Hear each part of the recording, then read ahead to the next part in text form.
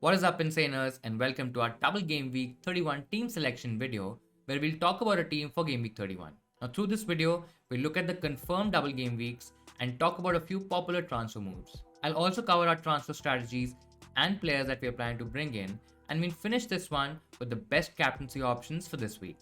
Now, in case if you want some detailed information on what should be your strategy for the upcoming game weeks, guys, we did a strategy guide video which is a lot more comprehensive a little earlier in the week, so make sure that you check that out as well. The link to that will be in the description below and also at the end of the video. Guys, make sure to hit the like button and subscribe to the channel as well if you like what you see today. Now let's get into it. We'll start by quickly talking about the double game week 31 fixtures, guys, and a couple of teams who have a double game week this week. Now guys, in terms of the double game week 31 fixtures, we have two teams doubling up in game week 31. We have Burnley, who are playing Man City at home, and that really enticing fixture against Everton. Then on the other hand, we have Everton, who have West Ham away, and then Burnley away as well. To be honest, guys, I would really love to talk about both teams and the FPL options, but both teams doubling in 31, they aren't great from an FPL perspective. Now we know that for a fact that Everton's defense is quite leaky, so you're definitely not going to consider any Everton defenders. Gordon in the Everton midfield might be a decent pick if you are using your wildcard in 31, especially considering his value in the game. But again, I won't really look at the option, because would you really want to spend an additional spot on a player who you might just play in 1 week and then just probably keep him on the bench? Guys, if you're looking to gain rank, if you're looking to gain an advantage, those midfield spots are quite premium, guys. I think there are better options available in general. I also won't be considering the Everton attack, guys, because I don't trust the likes of Richarlison and Dominic Calvert-Lewin to give a sustained level of FPL points from now till the end of the season. As is the case with their midfield, guys, I think there are better options, better players in the attack that you can actually go for rather than the Everton attackers. Talking about the second team who have a double in 31, again, Burnley's attack has not been that great, guys. It's not really fired this season. Having said that, I understand the appeal for a Weghorst, considering that he doubles in 31 and also has a double in 33 as well. So I think overall, if you really want to go for your second or your third striker, he could be a fun punt. Personally, I'm also looking at getting in Weghorst for the next week at least and get advantage of those 5 fixtures in the next 3 game weeks. Now, if you're on a wildcard, guys, things might just get a bit interesting for you, because you have the likes of Pope, who could be a decent alternative to the likes of Ramsdale in the goalkeeper spot. It's a great way to shift your funds. It's a great way to make that transfer that you probably won't make otherwise, and you can consider Pope for your team.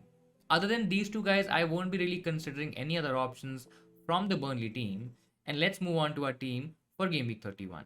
Now, in terms of a team, guys, right now we're playing a 3-4-3, and we have a couple of flags, or we have at least 3 players who have flags on them at the moment.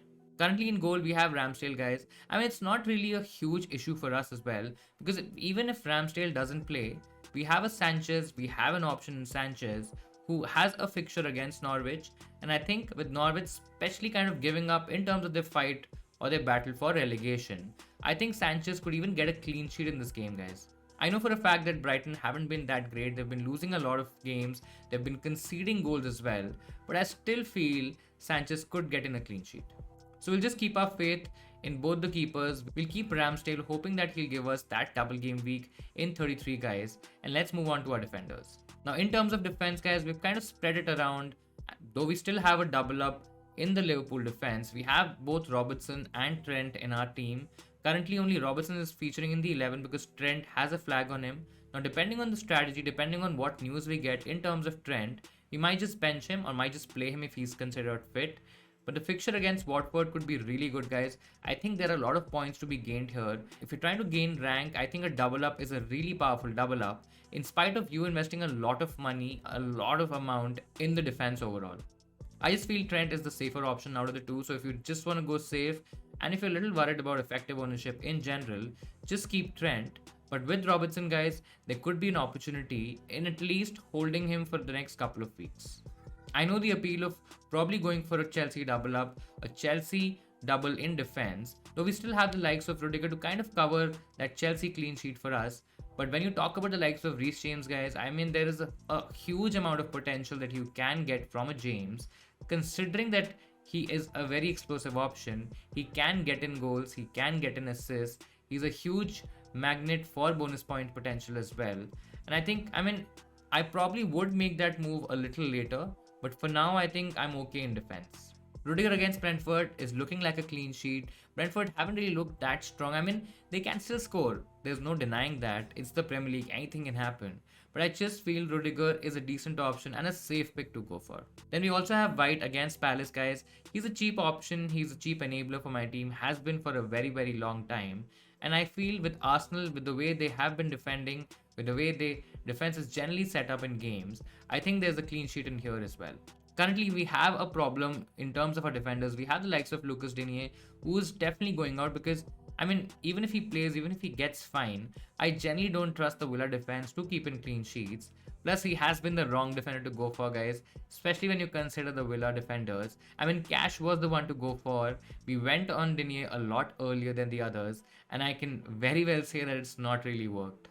So he's definitely going to be a transfer out. Now, whether it's going to be this week or maybe next week, we'll discuss that in the transfer section. Coming to the midfield here, guys, and we have a stacked up midfield in terms of Salah. Salah is definitely not going anywhere. He's a great captaincy option against Watford this week. I understand that he's not been scoring goals or he's not looked that great. There's definitely a dip in the overall form, but he's still the best player in the league, guys. He's still the highest scorer by a distance, and I think he's definitely going to cement that golden boot by getting in at least a couple of goals or maybe setting up decent performances to ensure that.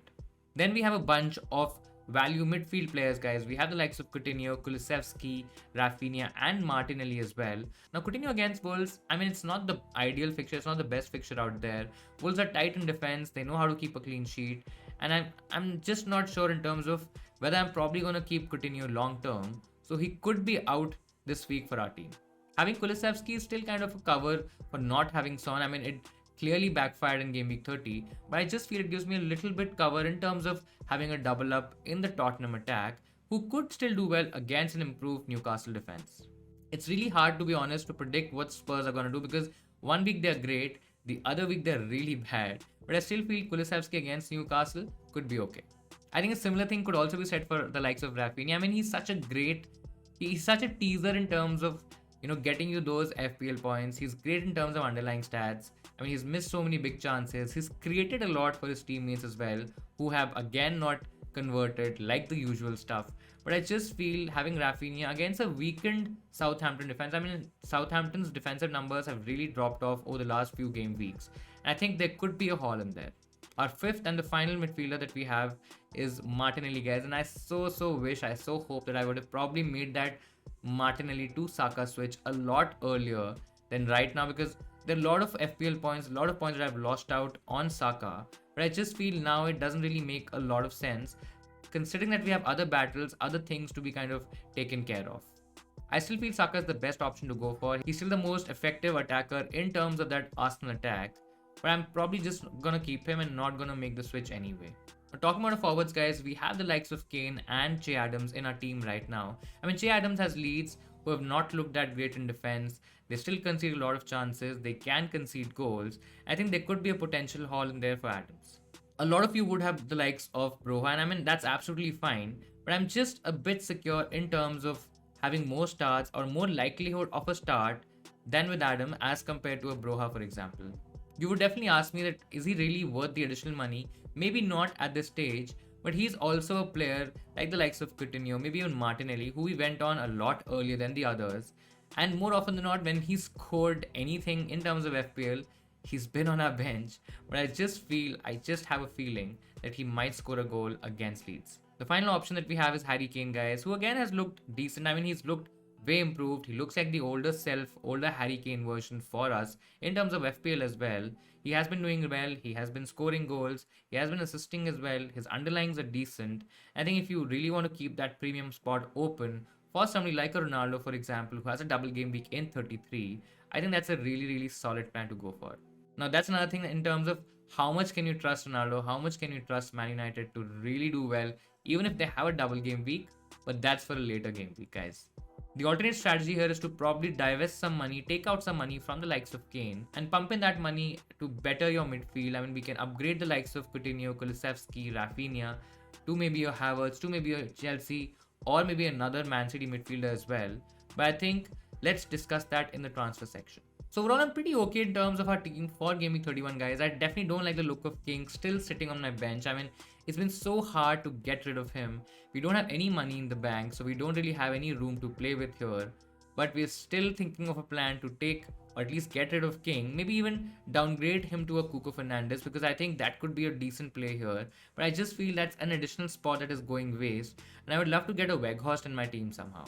So this was a playing 11 for this week, at least the current playing 11. Some things could change in terms of whether Trent is fit, whether Ramsdale is fit as well.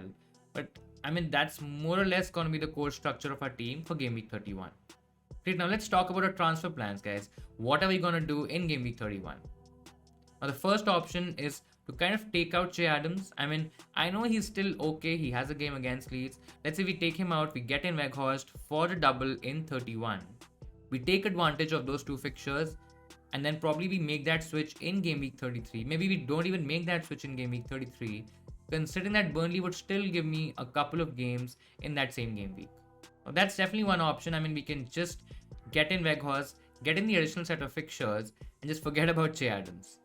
Now, the other option, the second option, where a couple of transfers are involved and a hit is involved, guys, we can take out the likes of Lucas Digne right now, who probably won't be anyways playing for our team for the upcoming game weeks.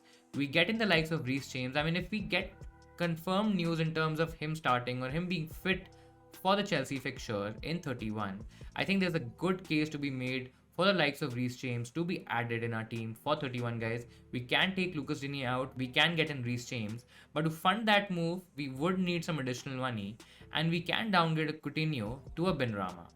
Now, I know not a lot of people would be kind of thinking towards a Benrahma because he's playing for West Ham, who've been okay. I mean, they've not been that great in attack. The fixtures look okay long term. The injury to Bowen, I think, is the major turning point for this move, guys, because I still feel Benrahma is probably going to get a lot of game time, a lot of minutes, a lot of consistent minutes in the next few weeks. And I think that could be a really cheeky punt for at least the next couple of weeks, if not more. His fixtures from Game Week 34 toughen up a little bit, and I don't think so there's value in him at that point of time. But I just feel if I'm taking a punt for the next 3 weeks, I think that could be a decent option. Other than that, guys, I'm not really very unhappy with the overall structure of the squad.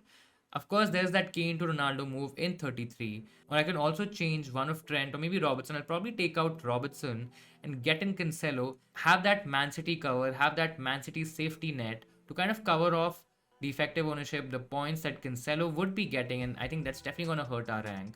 But again, I mean, would I really want to take out Robertson ahead of Watford? Maybe not.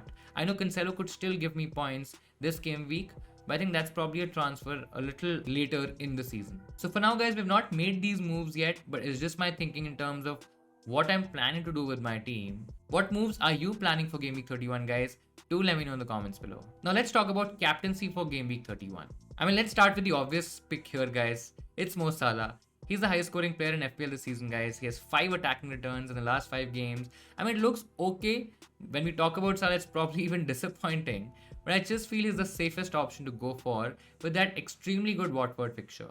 I know for a fact that Watford are kind of facing that relegation battle. They are fighting to keep themselves in the Premier League. But I just feel there's a lot of potential for attacking returns in this Watford fixture. If you want to go safe, guys, he's your pick. He's the one to go for. Now let's come to the tasty bit. We have Weghorst as our second option, as an alternate option to Salah, guys. If you don't want to captain a single game week player, if you're looking to captain a double game week player, I don't think so it gets better than a Weghorst. I think that really tells you the story of the double game week 31, guys, that I'm talking about Weghorst as a captaincy option, who didn't do well last time when we did that.